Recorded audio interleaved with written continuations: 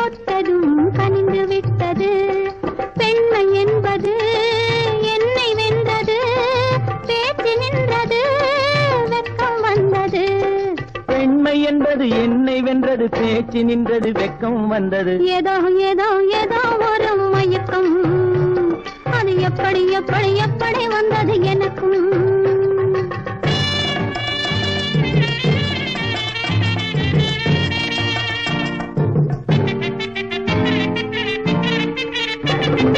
கண்ணும் கண்ணும் கலந்து விட்டது, காதல் கதவு திறந்து விட்டது. கண்ணும் கண்ணும் கலந்து விட்டது.